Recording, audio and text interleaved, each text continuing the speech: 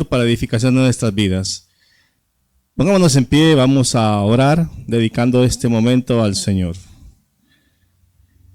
Amado Padre, te damos gracias en esta noche que nos permites un día más, Señor, poder glorificar tu nombre. Te damos gracias, Señor, por este momento precioso que nos das, para poder aprender de ti y de tu palabra. Abre nuestro corazón, abre nuestro entendimiento. También aquellos que nos miran en las redes sociales, Señor, que puedan recibir de ti, de tu gracia y de tu amor. Todo esto te lo pedimos en los méritos de Cristo. Amén y amén. Una lectura bíblica corta ahí, siempre de pie ustedes, amados hermanos. En el Salmo 122.1. Salmo 122.1. Mire lo que la palabra del Señor nos dice en este Salmo. Yo me alegré con los que me decían, a la casa de Jehová iremos. Y nosotros estamos en el mejor lugar, poder venir, adorar, exaltar el nombre del Señor en su casa, donde recibimos del Señor esa palabra fresca y que nos ayuda a nosotros a crecer en la fe. Vamos a tener ahora un himno. Pido a mi hermano para un himno que vamos a entonar al Señor.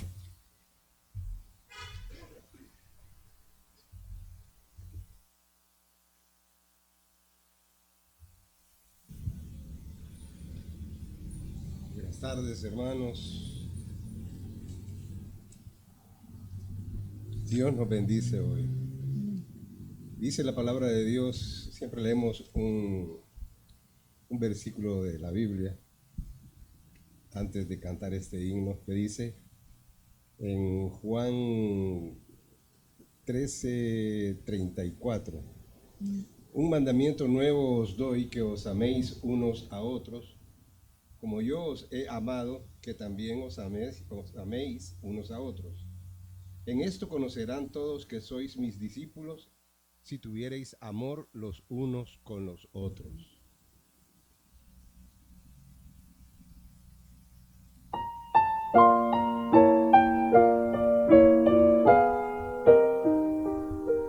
Cantemos, hermanos, todos. Yo quisiera hablarte del amor de Cristo, pues en él hallé un amigo fuerte y fiel. Por su gracia transformó mi vida entera. Lo que en esta vida soy lo debo a él. Nadie pudo amarme como Cristo. Es incomparable su amistad. Solo él pudo redimirme del pecado. Por su amor y su bondad, mi alma estaba llena de ayes y tristezas, llena estaba de miserias y dolor. Con ternura Cristo me tendió la mano y me guió por el sendero del amor.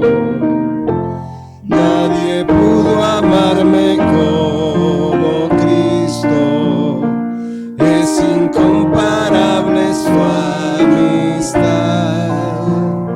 Solo él pudo redimirme del pecado, por su amor y su bondad. Cada día viene a darme nuevo aliento, a mi corazón infunde dulce paz. No comprenderé por qué vino a salvarme, hasta que en el cielo pueda ver su faz. Nadie pudo amarme como Cristo, es incomparable su amistad. Solo él pudo redimirme del pecado, por su amor y su bondad. Solo él pudo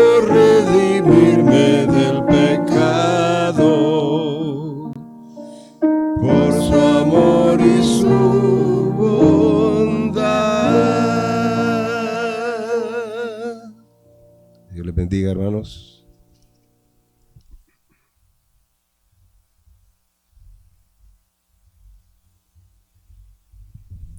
Pueden tomar asiento, amados hermanos. Qué hermoso es el amor de Dios para nuestras vidas. Nos amó profundamente. Así nos dice la palabra del Señor. Vamos ahora con las noticias del fin con nuestra hermana Nancy Sánchez.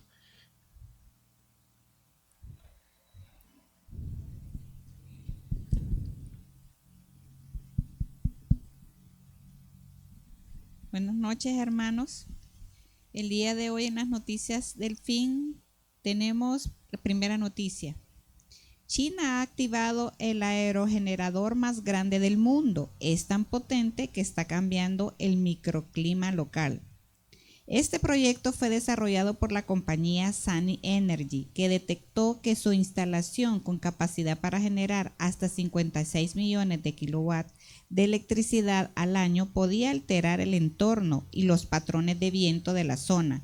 La turbina SI 270150 con un rotor de 270 metros de diámetro, donde bien caben hasta 3 campos de fútbol, evidenció este efecto tras su puesta en marcha. La turbina alcanzó su funcionamiento a potencia nominal a finales del 2024, prácticamente un mes después de ser conectada a la red. Con ello, estableció un nuevo récord mundial al lograr su pleno rendimiento, ya que actualmente no existe otro generador terrestre en operación con esta capacidad. El equipo se probó en un parque eólico experimental ubicado en Tongyu, provincia de Jilin, al sureste de China. Tras su instalación, la compañía identificó que los rotores generaban variaciones en la velocidad del viento, lo que a su vez modificaba las temperaturas en áreas cercanas. Aunque el impacto a largo plazo aún no se ha determinado, científicos chinos planean estudiar estos efectos para comprender mejor la interacción entre ambos elementos. Según información oficial, se espera que este aerogenerador tenga una vida útil de entre 25 y 30 años. Sin embargo, aún no está disponible comercialmente, ya que Sunny planea someterlo a más de un año de pruebas en su centro de ensamblaje. El dominio de China. China se ha consolidado como uno de los principales competidores en la industria eólica, enfrentándose a sus rivales europeos. Actualmente el país asiático cuenta con el 65% de la capacidad eólica mundial y es uno de los 5 mayores fabricantes de este tipo de equipos. A pesar de estos avances, Sunny no es la única empresa asiática que ha logrado desarrollar el aerogenerador terrestre más grande del mundo. Mingyang, otra compañía del sector, ha seguido una estrategia similar, aunque con un enfoque en turbinas marinas. Como segunda noticia tenemos: científicos japoneses crean el primer material de levitar sin utilizar energía y que desafía. Un grupo de investigaciones en Japón ha desarrollado un material que puede levitar sin necesidad de energía externa, desafiando los principios tradicionales de la física. Este hallazgo, llevado a cabo por científicos del Instituto de Ciencia y Tecnología de Okinawa, OIST, podría transformar la compresión de la gravedad y abrir nuevas aplicaciones en distintos campos científicos y tecnológicos. Hasta ahora, la levitación requería de intervención de corrientes eléctricas o campos magnéticos controlados, pero esta innovadora técnica logra mantener un objeto en suspensión de manera pasiva sin necesidad de aplicar energía externa. Esta nueva tecnología abriría un nuevo horizonte en campos como la detección gravitacional, la computación cuántica y el desarrollo de sensores de alta precisión. ¿Cómo el grafito levitante desafía la gravedad? El equipo de investigación de la OIST ha desarrollado un material basado en grafito levitante tratado con un recubrimiento especial capaz de flotar sobre una matriz de imanes permanentes. A diferencia de otros sistemas de levitación magnética, este no depende de una fuente de energía adicional para mantenerse estable. El principio detrás de este fenómeno radica en el uso de propiedades diamagéticas del grafito que generan una repulsión natural ante los campos magnéticos. Al optimizar la disposición de los imanes y controlar las perturbaciones del entorno, los investigadores han logrado una levitación pasiva sin la necesidad de aplicar corriente eléctrica ni enfriar el material hasta temperaturas extremas como ocurre con los superconductores. Jason Townley, líder del estudio, explicó que el material levitante experimenta pequeñas oscilaciones inducidas por el calor ambiental. Sin embargo, mediante técnicas de monitoreo y estabilización, es posible reducir su energía cinética hasta alcanzar un estado de inmovilidad casi total. Hermanos, Dios les bendiga. Estas fueron las noticias del fin. Continuamos. Gracias, hermana Nancy. Pasamos ahora a la información semanal. Este sábado, amados hermanos, tenemos sábado 15, llevaremos a cabo nuestro primer evento a la familia. Les animamos a asistir, están invitados, invita a sus familias, a sus compañeros, a sus amigos. El tema, el origen y el propósito de la familia, el versículo clave, es Génesis capítulo 1, versículo 27 al 28. El pastor invitado, Roger Guardado, que nos visitará de la primera iglesia bautista ubicada en el Manchén. Sobre todo habrá transporte gratis, ¿verdad? Mire, es importante, todo evento que hacemos aquí en nuestra iglesia son eventos gratuitos, ¿verdad? Entonces, le animo a que usted traiga a su familia, ¿verdad? Va a ser por la tarde, usted tiene tiempo, ¿verdad? Puede llegar después de su trabajo, ya los que trabajan los sábados, ya en la tardecita, poder venir con su familia y aprovechar ese momento importante. También le invitamos al culto de caballeros, ¿verdad? Que será el 15 también, sábado 15 a las 7 a.m. aquí en nuestras instalaciones. El tema, ¿por qué os afanáis? Texto clave, Mateo 6, del 25 al 34. También esperamos a todos los caballeros y habrá transporte gratuito, ¿verdad? Mire, también transporte gratuito para los caballeros, para que puedan estar aquí todos. No olvidemos también conectarnos el día del mañana al culto con gracia, ¿verdad? A las 7 a.m. Esto es vía Zoom. Es de mucha bendición, ¿verdad? Para que usted pueda participar de ese culto con gracia, donde usted puede escuchar también el mensaje de la palabra del Señor. Pasamos ahora a lo que es a la lectura del material de edificación. ¿Todos tienen? ¿Se les dio las hojitas?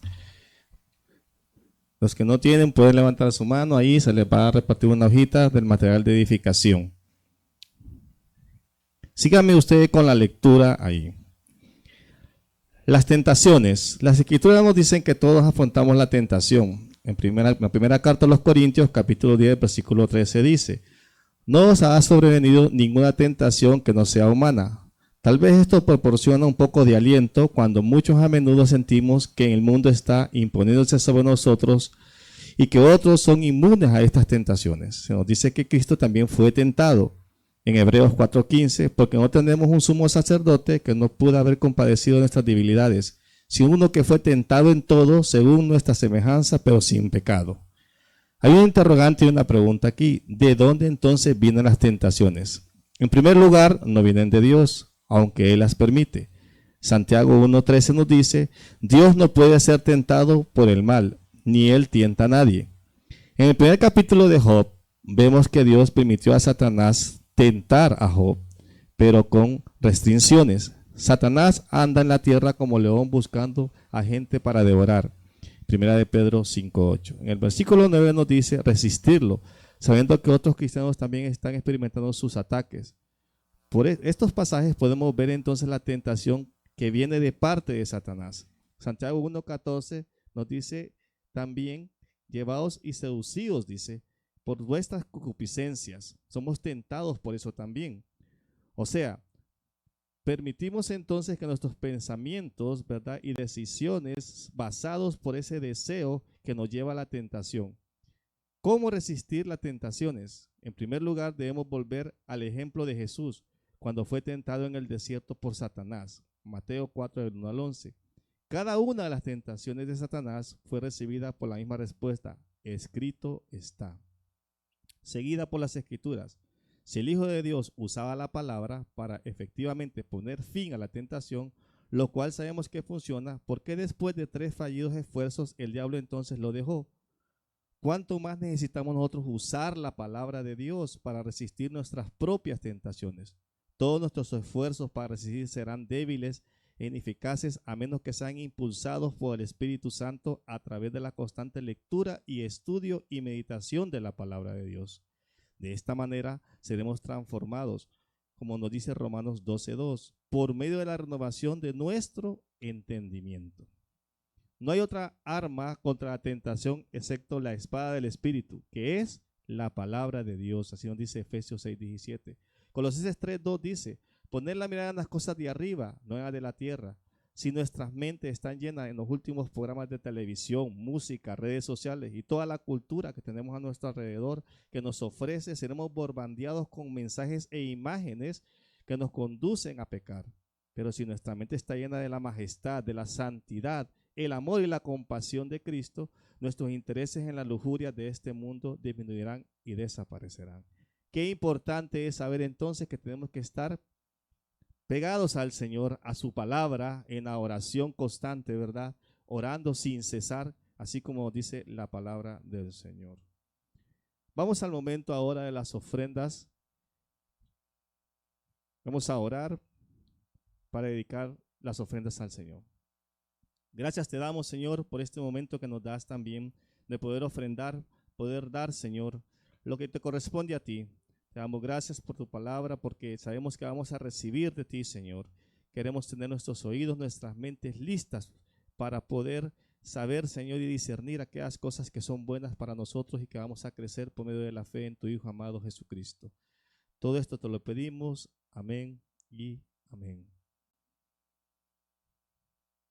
Ahora, amados hermanos, vamos al momento y presentamos a nuestro hermano Augusto de Estefan con esta serie que él ha estado trabajando, ¿verdad? Los profetas menores, estudio del libro de Oseas. Hermano Augusto, el tiempo es suyo.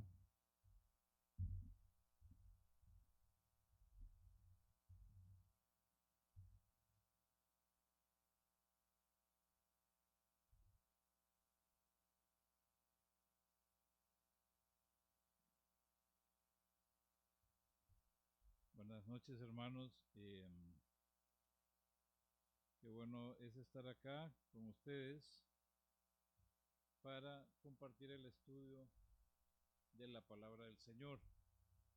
Me alegro ver bastantes personas, ¿verdad?, acompañándonos el día de hoy para este estudio de la palabra del Señor que estamos llevando a cabo. Así que bienvenidos, hermanos, ¿verdad? Y los que nos visitan hoy y también los que están por la plataforma de Zoom, ¿verdad? Les damos la bienvenida también para otro jueves que vamos a compartir la palabra del Señor y estamos estudiando, hermanos, el libro de Oseas, es el libro de los profetas menores,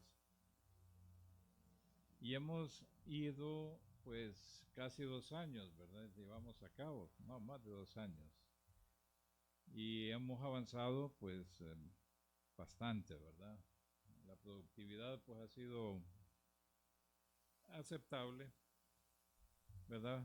Vamos por el capítulo 7, ¿verdad? Casi la mitad exactamente, como dice Nancy. Ha sido una buena productividad. Pero aquí estamos, hermanos, ¿verdad? Exponiendo la palabra de Dios con la finalidad de que la iglesia del Señor pueda ser edificada y pueda ser instruida en la palabra del Señor, ¿verdad? Tenemos que estudiar realmente este libro, no solamente de un punto de vista devocional, sino cuál es el mensaje que Dios nos quiere transmitir a través de toda la Biblia, ¿verdad? Así que vamos a continuar. Vamos por el capítulo 7. Habíamos abordado ya el versículo 1 y vamos por el versículo 2. La palabra del Señor dice: mientras curaba yo a Israel, se descubrió la iniquidad de Efraín y las maldades de Samaria, porque hicieron engaño, y entra el ladrón y el salteador despoja por fuera. Creo que ya habíamos estudiado palabra por palabra lo que eso significaba, ¿verdad? La intención del Señor, aquí se presenta el Señor como un médico, ¿verdad? Esa es la figura en sí, ¿verdad? O sea, se presenta como un médico. Anteriormente, si ustedes se fijaron en los capítulos 6, el Señor se presenta como un león, ¿verdad? Como un león que arrebata la presa, sin que nadie se la pueda quitar, ¿verdad? O sea, a veces así se utilizan esas figuras, ¿verdad? Esas ilustraciones para mostrar, o sea, o podemos decir así, para ilustrar, ¿verdad?, una acción de parte del Señor hacia su pueblo escogido. En este caso, ¿verdad?, Él se presenta como un médico que quiere sanar a Israel, quiere sanarlo. Pero en esa tarea se encontraba el Señor, ¿verdad?, de sanar. Y lo que descubrió, básicamente lo que se descubrió, lo que se reveló, es lo que dice en cómo se llaman las versiones originales, ¿verdad? Mientras el Señor estaba en esa fase de sanar a su pueblo, se reveló más bien, ¿verdad?, la iniquidad, y también dice las maldades. En el caso específico habla de la iniquidad de Efraín, ¿verdad? Y dice las maldades de Samaria. Ustedes saben que Efraín es una de las tribus del reino del norte, porque el mensaje de Oseas va específicamente para el reino del norte, formado por las 10 tribus. A veces el término Efraín se usa precisamente para indicar todo el reino, ¿verdad? Pero a veces es específico para indicar la tribu principal, ¿verdad? En ese caso, Efraín era aquí, en este contexto, se refiere a la tribu principal. Casi todos los reyes que hubo en Israel eran hombres impíos. Y el primero, claro, el primer rey que hubo, Jeroboam I, fue el que llevó al reino del norte precisamente a la apostasía. Y él era de la tribu de Efraín, ¿verdad? Y algunos le siguieron también de la misma tribu de Efraín. Entonces aquí habla de la iniquidad de Efraín, ¿verdad? O sea, de la ¿cómo se llama?, de la tribu principal ahí en el reino del norte. Vimos que antes que, ¿cómo se llama?, que la tribu de Efraín, ¿verdad?, contaminó al resto de las tribus. Miren lo que dice en el capítulo 6, verso 10. Dice: en la casa de Israel he visto inmundicia. Allí fornicó Efraín y se contaminó Israel, ¿verdad? Hablando así, ¿verdad?, de que, bueno, la primera en contaminarse, en apartarse del Señor, en ser una tribu idólatra, fue Efraín, y contaminó el resto de las tribus, o el resto de las 9 tribus, ¿verdad? O sea que ella fue la responsable, básicamente.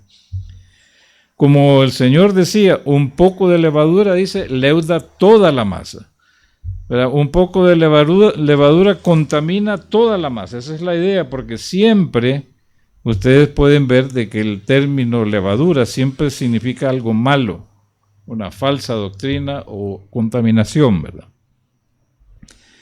Entonces, el Señor estaba viendo ahí que la enfermedad, ¿verdad?, de Israel, y precisamente en ese proceso de curación, la iniquidad de Efraín y las maldades de Samaria, la enfermedad era peor de lo que se esperaba.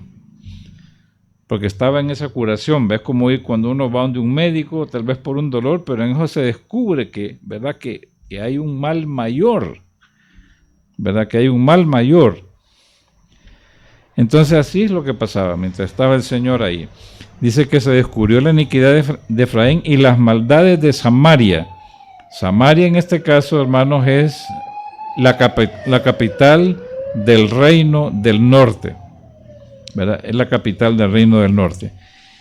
Entonces se descubrió eso, ¿verdad? Y la capital del reino del norte, cuando habla de Samaria, se refiere precisamente al reino en sí. La tribu se refiere a la gente común, al ciudadano común.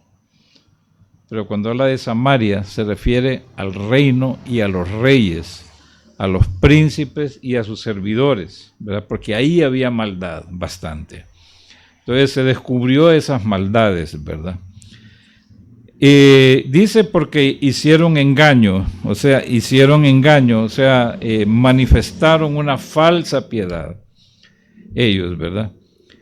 Y después se pone ejemplos de esas maldades, ¿verdad? Cuando habla dice, y entra el ladrón y el salteador despoja por fuera, ¿verdad? Esa es una manera de decir, ¿verdad? De que ahí entra el ladrón, ¿verdad? Se mete adentro el ladrón con violencia, ¿verdad? Y también dice el salteador o ¿cómo se llama? Despoja por fuera, o sea, hay una pandilla también, ¿verdad? Por ejemplo, la Biblia textual y la Biblia de Jerusalén dice, y la pandilla despoja por fuera, o sea, que hay una banda de ladrones también, de tal manera que lo que quiere decir es que nadie estaba seguro, ni adentro ni afuera, ¿verdad? O sea, que era una sociedad completamente en decadencia, ¿verdad? Eso es lo que nos quieren decir ahí, ¿verdad? Había una práctica generalizada de engañar y de robar.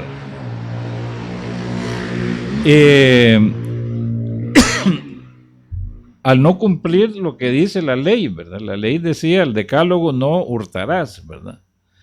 Entonces el pueblo estaba en sí faltando a lo que es, ¿cómo se llama? El decálogo, estaba, ¿cómo se llama? Quebrantando, transgrediendo la ley. Entonces eso es como el Señor les dice, ¿verdad? Lo que Él descubrió. Después de eso pasamos al versículo 2 y dice así, y no consideran en su corazón que tengo en memoria toda su maldad. Ahora les rodearán sus obras, delante de mí están, ¿verdad? Aquí en este caso, hermanos, ¿verdad? Como les decía yo, está el pueblo, están los ciudadanos, ¿verdad? Que se habían depravado realmente, se habían apartado del Señor, no vivían bajo los preceptos de la ley, sino todo lo contrario, se habían entregado a la idolatría. Entonces dice ahí, ¿verdad? En este caso, lo que puedo decir que los protagonistas en este caso de este versículo es precisamente el pueblo, pero también los sacerdotes. Habíamos hablado antes, en estudios anteriores, que los sacerdotes también conformaban bandas de delincuentes. Asaltaban, dicen, el camino a Siquem, ¿verdad? Mataban gente. O sea, aquellos que realmente debían enseñar la ley, que debían representar al pueblo delante de Dios, porque ese es un sacerdote, realmente es un representante del pueblo delante de Dios para ofrecer sacrificios, acciones de gracias, también para bendecir al pueblo, para instruir al pueblo en la ley también. Esa era una de las funciones de los sacerdotes, ¿verdad? Pero ellos, en verdad, con esa investidura habían formado una banda. Y dice atrás, ¿verdad? Que ellos asaltaban en el camino a Siquem, ¿verdad? O sea, la gente que pasaba por ese camino, bueno, uno decía, es una compañía de sacerdotes, voy a ir donde ellos para que me bendigan. ¿Y qué va, mano? Más bien era a asaltarlos y matarlos. A eso se dedicaban, ¿verdad? Para que vean ustedes el estado de depravación que había entre el pueblo, ¿verdad? Entonces, por eso habla de ladrones acá. Después de eso, como les decía, ¿cómo se llama? No consideran esa primera parte, y no consideran en su corazón que tengo en memoria toda su maldad. En otros textos, en la Biblia textual, dice, no reflexionan en su corazón, que yo tengo presente todas sus perversidades, ¿verdad? Es decir, que ellos no meditan, ¿verdad? No, ¿cómo se llama? No analizan que lo que están haciendo, ¿verdad? El Señor, ¿verdad? El Señor tiene memoria de esas cosas. El Señor ¿cómo se llama? No se le olvida esa maldad que han cometido, ¿verdad? Entonces, por eso es que ahí en otras versiones dice, por ejemplo, la Biblia de Jerusalén dice, y no se dicen en su corazón, ¿verdad? Como decir, como un examen de conciencia, que yo me acuerdo de toda su maldad. O sea, lo que ellos hacían, creían ellos de que nadie los iba a tomar en cuenta eso. O sea, estaban acumulando, ¿verdad? Estaban acumulando culpa. Pero ellos realmente no tomaban en cuenta, ¿verdad? Como lo pongo ahí, ¿verdad? Se habían, ¿cómo se llama? Habían pecado tanto y constantemente, o sea, practicado el pecado, a sabiendas de que era contrario a la ley, a sabiendas de que había una infracción de la ley, porque en aquel tiempo vivían bajo la ley, que tenían cauterizada la conciencia. Ya no les golpeaba la conciencia, la tenían completamente cauterizada, ¿verdad? O sea, hablaba el Señor en el versículo 1 de que se descubrió las iniquidades y maldades. Entonces, para empeorar las cosas, como pongo ahí, ¿verdad? Ellos menospreciaron el carácter moral de Dios al no reflexionar que Él observaba cuidadosamente toda la maldad que cometían. Él la estaba viendo el Señor, ¿verdad? Miren ustedes lo que dice el Salmo 50, 16, 21.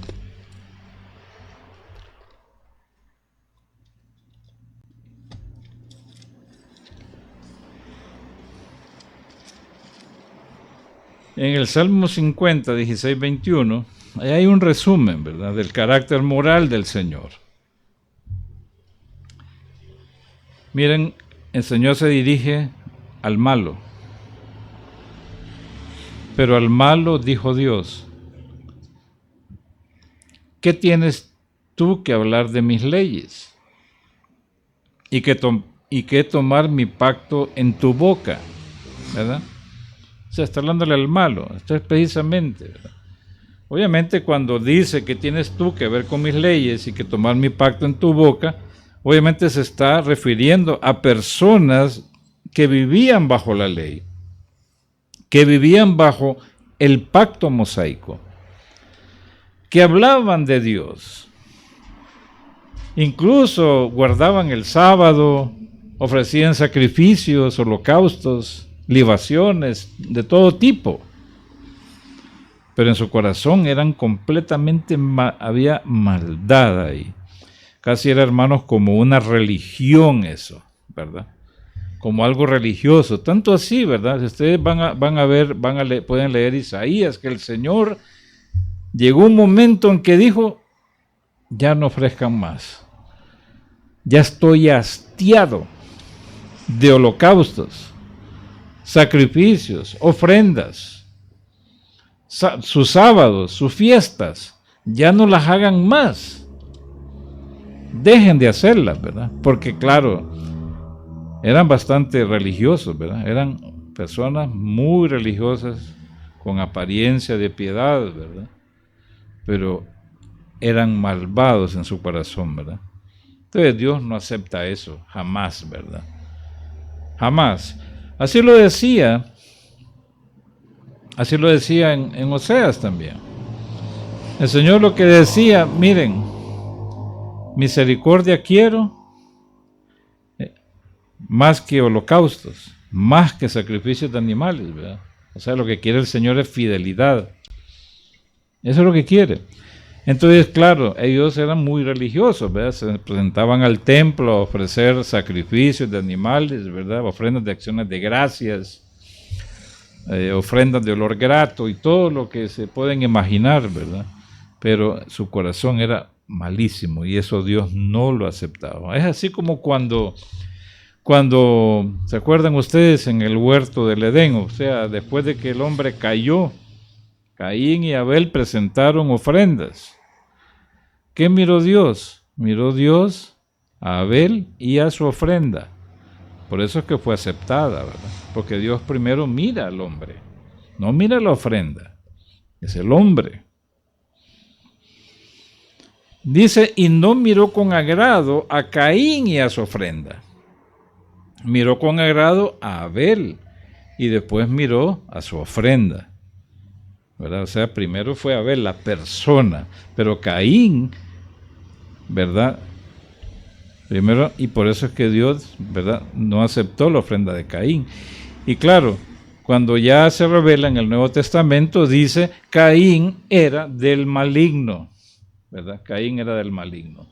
A pesar de que el Señor le dio la oportunidad a Caín de arrepentirse, ¿verdad? Hoy en día también pasa lo mismo, créanme. Hoy en día pasa igualito. Lamentablemente hay iglesias que miran la ofrenda y después la persona. Según la ofrenda, entonces así va a tener más bendiciones de Dios, ¿verdad? Y mientras el pobre hermano, la pobre oveja, ¿verdad?, va dando todo lo que tiene, dando sus joyas, dando sus libretas, ¿verdad?, se va secando. Van trasquilando las ovejas, ¿verdad? Entonces hay falsos pastores, falsos profetas que se van enriqueciendo, ¿verdad?, a costa de manipular la fe, ¿verdad? Hoy en día pasa lo mismo también. Entonces lo que miran es la ofrenda primero, ¿verdad? Mira, por así decirlo, a Miguel. No, mira a la ofrenda de Miguel, pero no mira a Miguel, ¿verdad? No les importa contarle que traiga dinero y más dinero, ¿verdad? Entonces dice ahí, pero al malo dijo Dios, ¿qué tienes tú que hablar de mis leyes? No hables de ellas, porque eres malo, ¿verdad? Y que tomar mi pacto en tu boca, no lo hagas, ¿verdad? El Señor no quiere eso, ¿verdad? Porque hay mucha gente que habla de Dios, ¿verdad? Hoy en día, miren, yo conozco un montón de gente que habla de Dios, ¿verdad? Pero sus acciones son pésimas, malas, no corresponden, ¿verdad?, la vida. Dice, pues tú, dice, aborreces la corrección y echas a tus espaldas, dice, mis palabras, como queriendo decir, no se deja corregir y lo que el Señor dice, pues lo tira para atrás, ¿verdad?, como que si fuera algo que no sirve. Y dice ahí, mire usted, 18, si veías al ladrón, tú corrías con él, y con los adúlteros era tu parte. Pocas palabras, veías al ladrón, más bien te hacías amigo de él, ¿verdad? Igualito, entonces los adúlteros también con ellos era tu parte, o sea, tu porción, tu amistad, ¿verdad? Después dice, Tu boca metías en mal y tu lengua componía engaño. Tomabas asiento y hablabas contra tu hermano. Contra el hijo de tu madre ponías infamia. Estas cosas hiciste y yo he callado. Pensabas que de cierto sería yo como tú. Pedro, pero te reprenderé, dice, y las pondré delante de tus ojos, ¿verdad? Entonces el Señor dice, no decía nada, estaba callado. No quiere decir que el Señor no estaba viendo eso, ¿verdad? Simplemente dice, yo he callado, pero dice, pensabas que de cierto yo era como tú, ¿verdad? O sea, si yo he callado, no es que soy como tú, no es que soy como tú, pero te reprenderé y las pondré delante de tus ojos. Eso es hoy día, hermanos, igualito lo que pasa hoy día. Miren, la gente hace maldades, los gobernantes principalmente. Hablan mentiras, hacen cosas perversas, engañan. Creen que se van a salir con la suya, ¿verdad? Una vez, yo les he contado a ustedes, ¿verdad? Una vez me ofreció un funcionario hacer una obra por muchos millones de lempiras. Digo, ¿por qué son tan buenos para hacer una obra de millones, verdad? Si ni experiencia tengo. Entonces ya presentaron las cosas, ¿verdad? ¿Cómo eran? Usted se le va a dar el trabajo, se va a licitar y se va a dar y una parte es para acá y otra es para allá. Bueno, la dama que llegó, le pregunté yo, ¿verdad? Óigame, ¿y no tiene miedo de irse al infierno? ¿O sus jefes no tienen miedo o los que le envían no tienen miedo de irse al infierno? Le hice esa pregunta. Entonces, claro, le hice una propuesta, le dije, a cambio de nada, vamos a hacer el trabajo, ¿verdad? Entonces después regresaron con la propuesta, sí, no es aceptable, me dice, solo las condiciones nuestras aquí, allá. Y mis jefes me dicen sobre lo del infierno, me dicen, mire, me dicen mis jefes que no importa, ¿verdad? Si es que si viven bien aquí en la tierra, cómodamente, no hay problema, que cuando les toque la muerte, dice, cuando se van a morir, se van a arrepentir, ¿verdad? Y se van a ir al cielo. Ese es el pensar, hermanos, fíjense ustedes. Entonces las personas, imagino que me conocían, ¿verdad?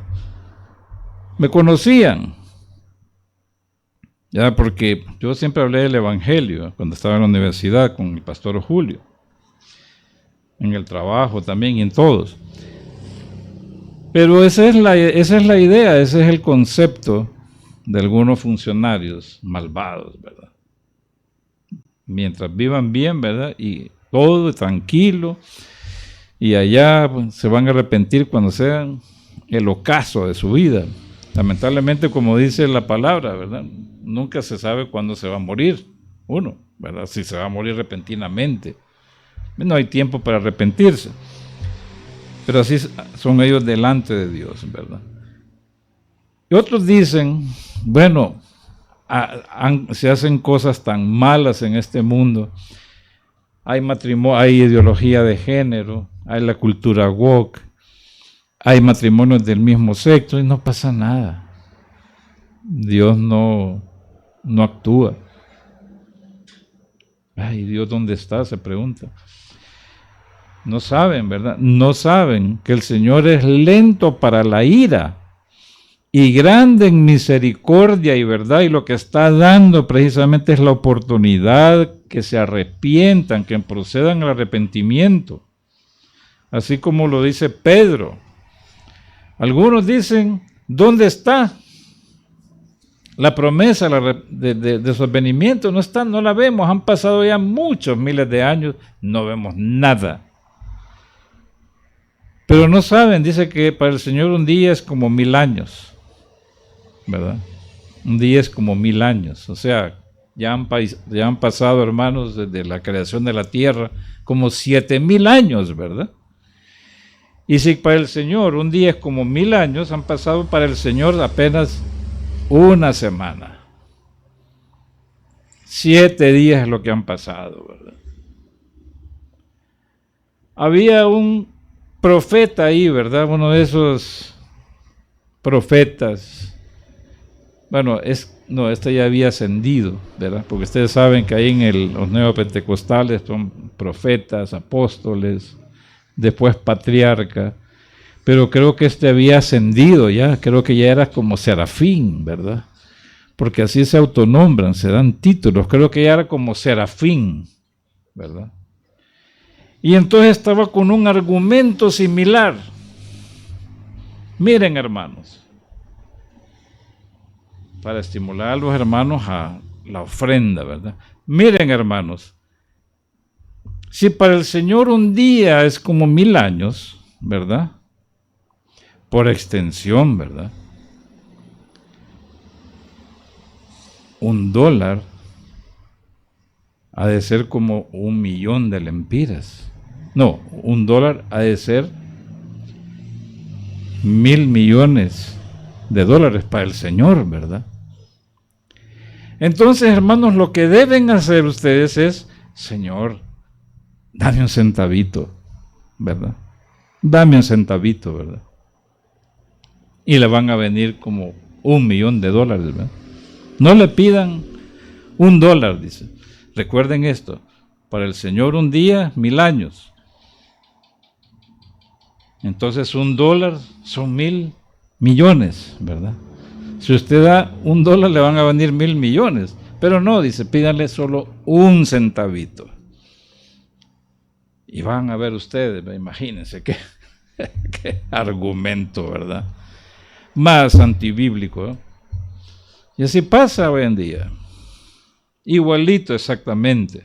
O sea, pareciera que lo que nos dice la Biblia, hermanos, pareciera que estuvimos viendo la sociedad actual, ¿verdad? Cuando hablan de pandillas, inclusive, porque miren, en el original dice, la pandilla despoja por fuera, sí lo dice. Cuando dice, por ejemplo, en el versículo 1, dice el salteador despoja por fuera, pero en otras de las versiones dice la pandilla, ¿verdad? Parece que este asunto, hermanos, de las pandillas o de las maras, no es nuevo, es antiguo como el hombre. Bien lo decía Salomón, ¿verdad? Lo que es hoy ya fue antes y volverá a ocurrir y se va a repetir, ¿verdad? La historia. Como me decía un hermano, ¿verdad? Campesino, dice, esto es como un círculo redondo, dice, ¿verdad? Así me lo decía, ¿verdad? Un círculo redondo. Dice ahí que no consideran en su corazón, ¿verdad? Debido a ese pecar constante, su conciencia se ha cauterizado hasta el punto de tener una mente reprobada, ¿verdad? O sea, una mente donde usted mira y ahí no hay Dios en ninguno de sus pensamientos, ¿verdad? El impío usted encuentra ahí y no va a encontrar a Dios en ninguno de sus pensamientos. No toma en cuenta a Dios para nada. En Romanos 1, 28 al 31, ahí nos explica realmente, ¿verdad? Antes de que Pablo hable de la justificación por fe, ¿verdad? Obviamente lo que está diciendo ahí de que todos pecaron. Por lo tanto, dice, están destituidos de la gloria de Dios. Ahí lo dice Pablo. En 1:28, 31, ahí nos está dando el estado del hombre, ¿verdad? El estado del hombre por haber cambiado, por no haber tenido en cuenta a Dios y haber cambiado la gloria del Dios en semejanza de hombre corruptible. Dice versículo, y como ellos no aprobaron tener en cuenta a Dios, dice, Dios los entregó a una mente reprobada para hacer cosas que no convienen. ¿verdad? Una mente reprobada. Bueno, si ustedes quieren hacer eso, entonces el Señor los entregó, ¿verdad? Eso es como cuando uno tiene un hijo pequeño, va de tocar, ¿verdad? Y ¿cómo se llama? Y de introducir ahí ¿verdad? En los enchufles ahí, ¿verdad? O encuentra una avispa de esas rojas, ¿verdad? Cuando uno es pequeño, bueno, no sabe y va a molestar a la avispa, ¿verdad? Y uno le dice, mira, te va a picar, ¿verdad? Pero va a molestar, bueno, lo deja, ¿verdad? Hasta que encuentre el piquetazo, ¿verdad? Y ven el dolor, entonces se les respeta realmente. Entonces así pasó el Señor, ¿verdad? Trató de lidiar con ellos, al final ellos no querían tener en cuenta a Dios, entonces el Señor los entregó esa mente reprobada, ¿verdad? O sea que no pasa la prueba de Dios, ¿verdad? Reprobada, estando atestados de toda injusticia, fornicación, perversidad, avaricia, maldad, llenos de envidia, homicidios, contiendas, engaños y malignidades. Y así sigue ¿cómo se llama? La lista. Pero lo que más llama la atención, ¿verdad? Es que al final dice, quienes habiendo entendido el juicio de Dios, que los que practican tales cosas son dignos de muerte, no solo las hacen, sino que también que se complacen con los que las practican, ¿verdad? O sea que estas personas sabían realmente que esas prácticas iban a desatar el juicio de Dios, iba a traer el juicio de Dios. Lo sabían, lo conocían, ¿verdad? Pero dice que no solamente ellos mismos las hacen, pero nada fuera que las hacen, sino que dice que se complacen o entran en amistad como queriendo decir, estoy de acuerdo con lo que haces, ¿verdad? Y es así como, hermanos, se va dando la contaminación, ¿verdad? Así es como se va a contaminar, se va leudando la masa, ¿verdad? Con placer, en vez de reprender, entonces dice que se complacen, se agradan, lo permiten, ¿verdad? Entonces, el pecar constante precisamente trae cauterización de la conciencia y se lleva a una mente reprobada, ¿verdad? Eso es lo que pasa, ¿verdad? ¿Cómo se llama? Es como las personas, ¿verdad? Que, por ejemplo, las personas que se dedican a delinquir, ¿verdad? Comenzaron con algo pequeño, nunca comienza con algo grande, ¿verdad? Aunque hay algunos, aunque hay ahora son tan ambiciosos los ladrones que, ¿verdad? Que empiezan con cosas grandes, ¿verdad? Principalmente algunos funcionarios, algunos gobernantes, no solamente de Honduras, sino del resto del mundo, ¿verdad? Roban cosas grandes, ¿verdad? Ya ni siquiera empiezan con lo pequeño, sino que se van a lo grande, ¿verdad? Como queriendo decir, quiero resolver la vida, ¿verdad? A costa de otros. Lamentablemente, estas personas no consideran que Dios se acordará de sus malas acciones y los va a castigar, los va a juzgar.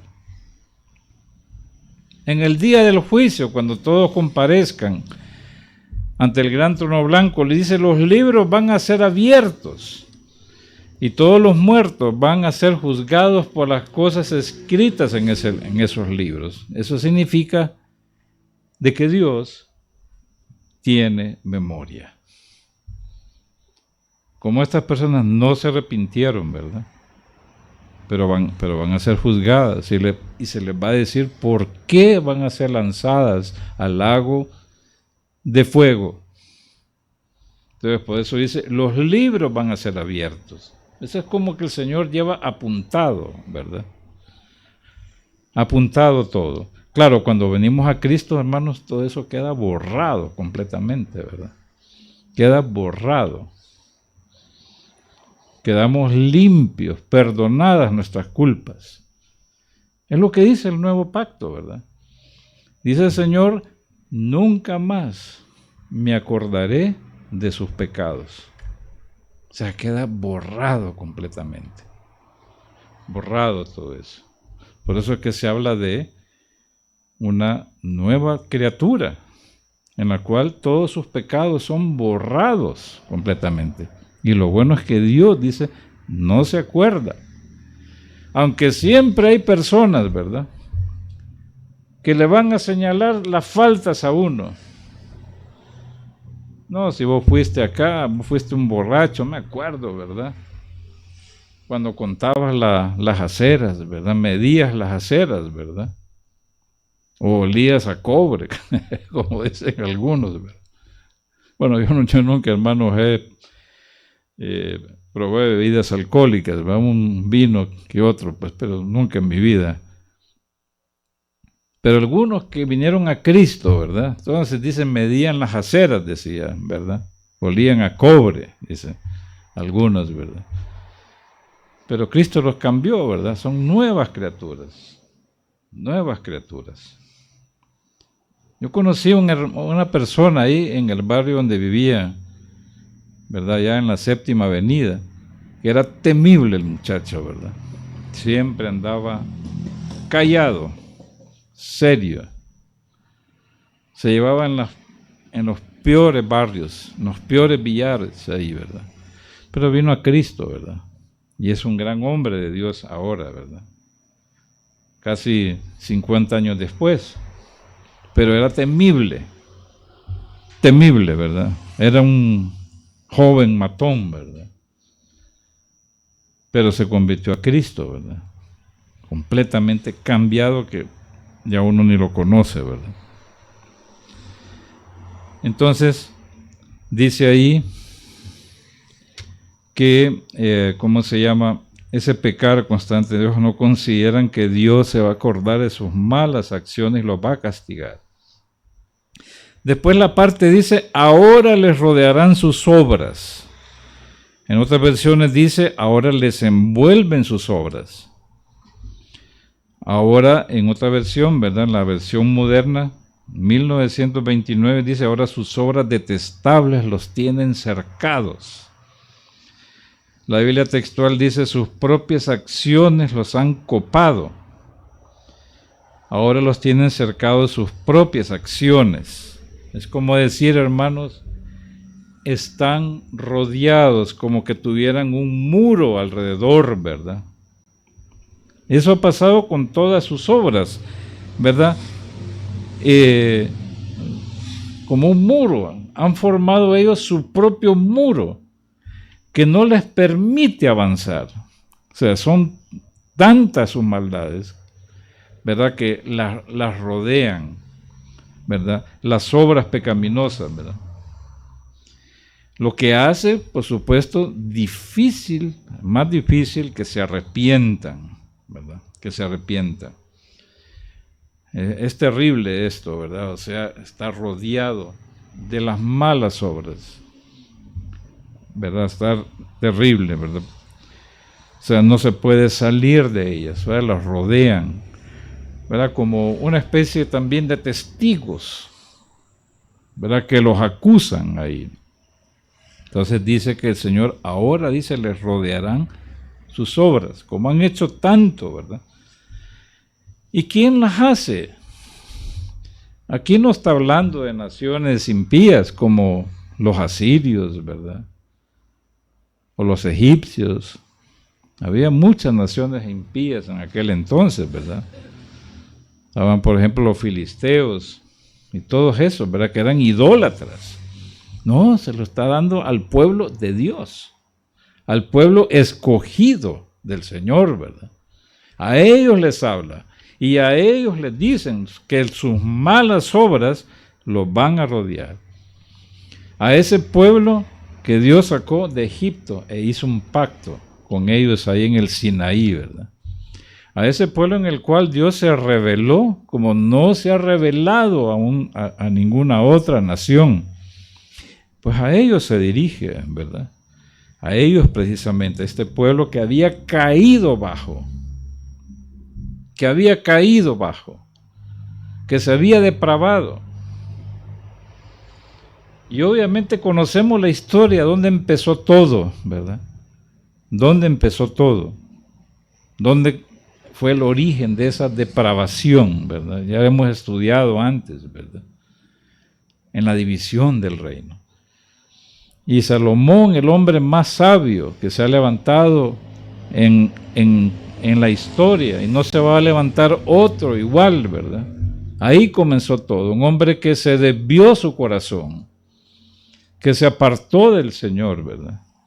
Y claro, después vino la división del reino. Ahí fue el punto de ruptura. Y ahí fue la apostasía. Esa división, ¿verdad? Se dividieron en dos reinos. Claro, el reino del norte no vio una. Porque decían, ¿verdad? Murió tal rey y en su lugar reinó su hijo. Dice, e hizo lo malo ante los ojos de Dios, ¿verdad? No pegaron una sola. Todos eran malos. No hicieron lo recto.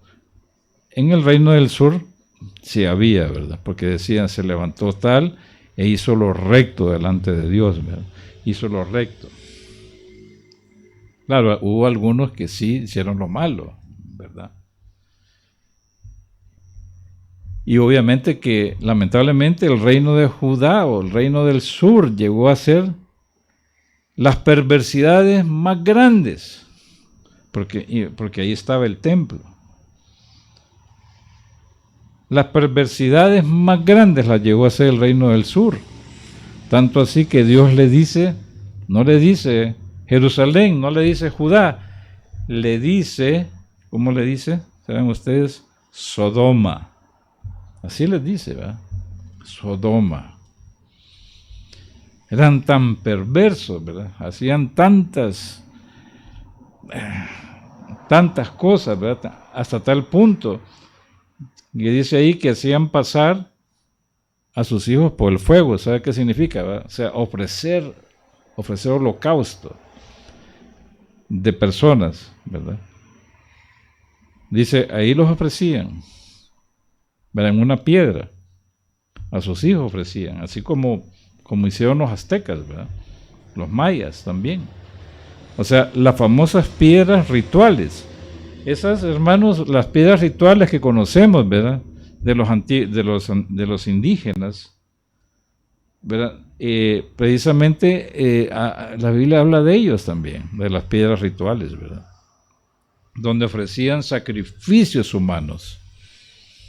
Ese es cuando una sociedad, ¿verdad?, se aparta de Dios, ¿verdad?, se deprava, entra en un estado de depravación, ¿verdad?, de iniquidad, de maldad. Entonces, así le pasaba a este pueblo, ¿verdad? Se había apartado el Señor. Decisión de un rey, ¿verdad? Jeroboam I, yo creo que hemos ya repetido la historia. Dios había escogido a Jeroboam, el primer rey del reino del norte, lo había escogido a él. Y le dijo, si te mantienes fiel, ¿verdad?, te levantaré así como levanté a David, pero no se mantuvo fiel, ¿verdad?, sino que tuvo un pensamiento ahí, ¿verdad? Porque la gente seguía yendo a Jerusalén a adorar al templo.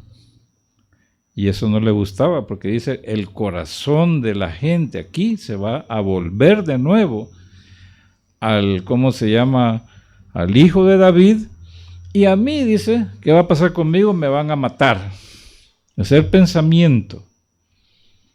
Estaba pensando en él, fíjense, no en el pueblo, porque decía, me van a matar. Eso es como hoy día, hermanos, como ustedes han oído esto, ¿verdad? Los políticos, me está serruchando el piso, ¿verdad? Esos términos, ¿verdad? O sea, que piensan en ellos mismos, ¿verdad? Este fulano solo vino aquí, dice, a serrucharme el piso, ¿verdad?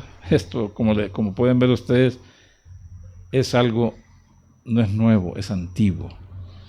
Ahí empezó, ¿verdad? Entonces, claro, dijo, bueno, vamos a hacer 2 becerros, lo vamos a poner en los extremos, y les dijo al pueblo, miren, adoren aquí, estos fueron los dioses que nos sacaron de Egipto, ¿verdad? Instituyó sus propios sacerdotes que no eran de la tribu de Leví, y también las propias fiestas, ¿verdad? Y ahí empezó el pueblo. Ahí fue el punto de partida para podemos decir, su descenso espiritual. Entonces aquí vemos, ¿verdad? Sus obras los rodean como si se tratara de un muro, o sea, están siendo atrapados precisamente. Y algo más dice, delante de mí están, o sea, las obras de ellos, ¿verdad? Delante de mí están, ¿verdad? O sea, todo lo que hacían de malo lo hacían delante del Señor, contra el Señor. O sea, las malas obras están delante del Señor, ¿verdad? Miren ustedes lo que decía David en el Salmo 51:4. Salmo 51:4. Dice David, contra ti solo he pecado, y he hecho lo malo delante de tus ojos, para que seas reconocido justo en tu palabra y tenido por puro en tu juicio. Lo que había hecho David, a pesar de su arrepentimiento, ¿verdad? Dice, contra ti he hecho esta maldad delante de tus ojos. Entonces, todas las maldades, todas las malas obras que había hecho el pueblo, lo hacían delante de los ojos del Señor, ¿verdad? Delante de Él. Miren que esto contrasta con lo que dice Números 6:25.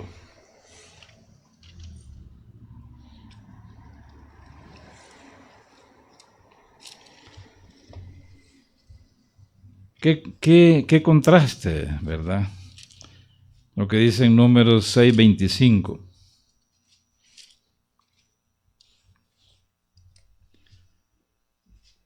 Dice, esta era la bendición sacerdotal, ¿verdad? La bendición sacerdotal.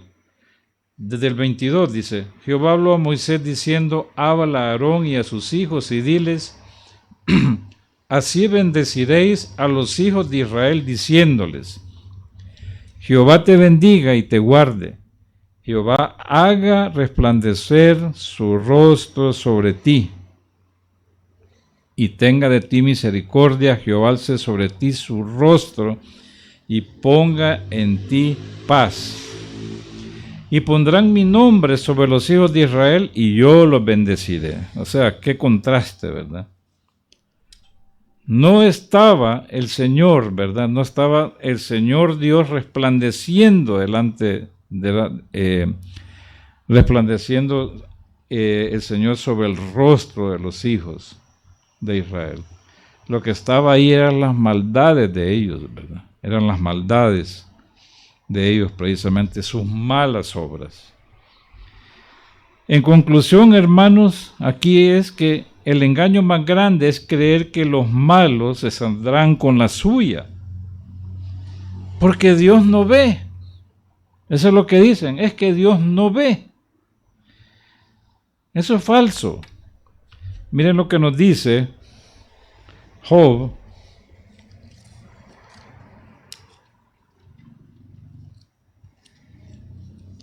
En Job, capítulo 11, verso 11.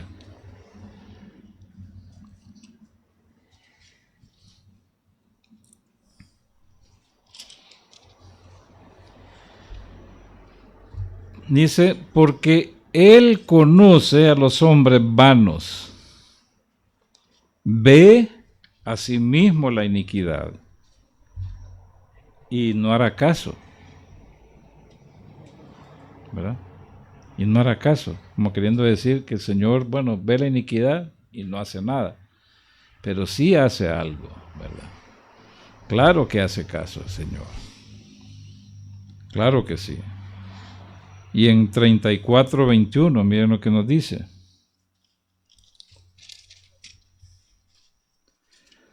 Porque sus ojos están sobre los caminos del hombre y ve todos sus pasos. O sea, no hay nada escondido delante de la presencia del Señor, ¿verdad? No hay nada. Por eso la palabra dice que nosotros, ¿verdad?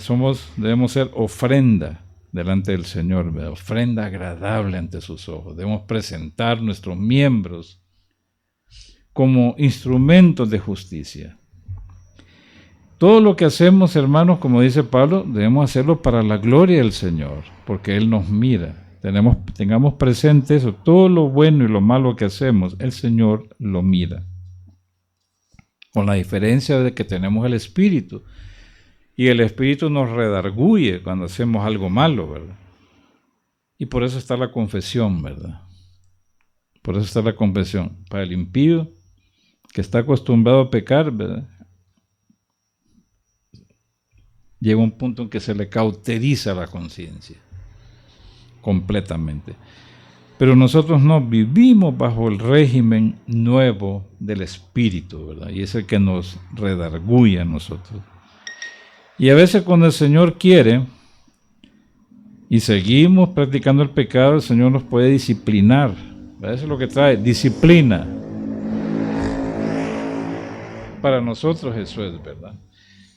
Pero como dice también Pablo, todas estas cosas se han hecho para que nosotros precisamente nos instruyamos y para que no hagamos esas cosas que ellos hicieron como pueblo escogido, ¿verdad? Para eso están todas esas cosas, ¿verdad? Por eso es que la palabra de Dios es eterna, para todas las generaciones. Todo lo que vemos ahí, hermanos, todo lo que vemos en Oseas, ¿verdad? Precisamente es ejemplo para nosotros. ¿Quién iba a decir que el pueblo de Dios iba a llegar a ese estado? Tanto así que el Señor les reclama, dice en esta tierra, dice, no hay conocimiento de Dios, a pesar de que existía el conocimiento de Dios, pero dice, no hay conocimiento de Dios en la tierra. Qué cosa, qué contraste. El pueblo de Dios sin conocimiento de Dios, ¿verdad? Eso es absurdo completamente. Y a veces el Señor decía, miren, los otros conocen bien a su ídolo, pero este pueblo, dicen, ¿cómo es que no conoce a su Dios, verdad? Si es pueblo escogido. ¿Verdad que es absurdo eso? Pero así lo dice el Señor, ¿verdad?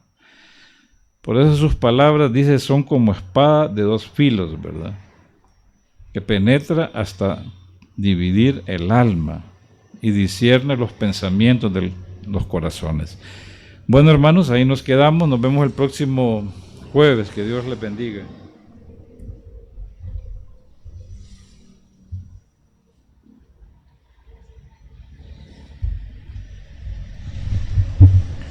Gracias, hermano.